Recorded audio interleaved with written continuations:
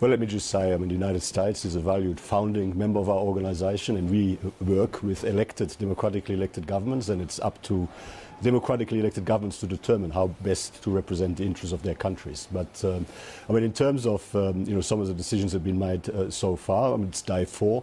I think there's still a lot of water to go under the bridge in terms of, how some of these issues are ultimately worked through.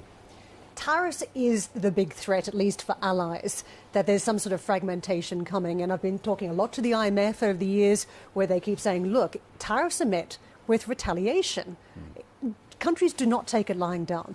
If that is the case this time round, and we do see retaliation against retaliation on tariffs, does that mean we've got further fragmentation and ultimately a slower global economy? Well, certainly it's in nobody's interest to have a trade war. It's in nobody's interest to have the sort of scenario that you just described. And as an organisation, when we're very much in favour of open markets and the sustainable expansion of global trade within a rules-based trading system in good working order. But we need to ask ourselves the question as to why some of these measures are now being taken and why we have seen over the last 15 years or so an increasing incidence of protectionism. And it is true that globalization hasn't worked as well as it could have and should have for everyone. And it is true that there are vulnerabilities in the system that have been exposed that need to be better addressed. Now, are you saying the populists have a point? Because we're seeing it not just in the United States, we're seeing it in parts of Germany, we're seeing it elsewhere as well. You're saying populism actually has a point here? No, what I'm saying is, clearly, we continue to support the value of globalization, of open markets and free trade,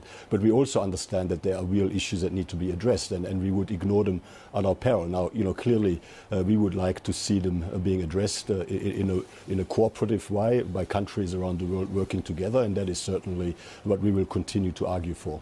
Matthias, I think we're at a point of huge crisis. He's out of COP, he's out of WHO. The WTO, the US is not going to adhere to that. The OECD are going to struggle to maintain the case for multilateralism for an administration. And you know how this works. Bilateral always works for the big, powerful country. Multilateralism works for all.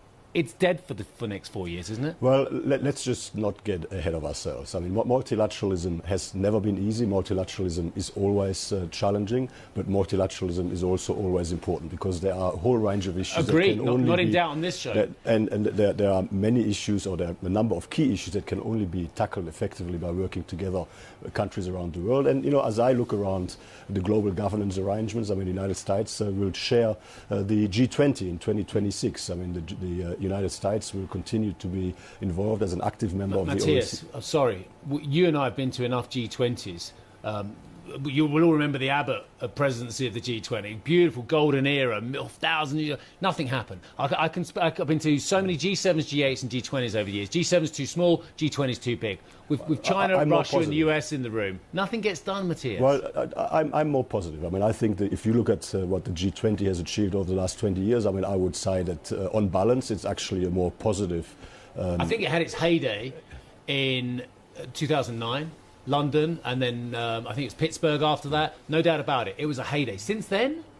The bottom, look, it's been more complicated in more recent times, in particular in the context of Russia's war of aggression against Ukraine, which has made things more difficult. But nevertheless, if I look at the Indonesian and the Indian presidencies in particular, I think they've made some significant progress on some key issues. But nevertheless, the key point here is there will always be an important place for effective multilateralism, and whether it's in relation to climate, in relation to trade, in relation to the digital transformation, or indeed in relation to tax reform. I heard your comments in the introduction around the memorandum that President Trump sent to the Secretary of the U.S. Treasury and the U.S. Trade Representative and the OECD, the U.S. representative at the OECD. The truth is that U.S. multinational enterprises operating across borders, operating in countries around the world, will continue to interact with tax systems in sovereign nations all around the world. And if we want to avoid double taxation, and if we want to avoid no taxation, then we need to find ways to make that happen through international cooperation. And that is as much in the interest of businesses in the United States and ultimately workers in the United States as it is in the interest of businesses and workers in other parts of the world.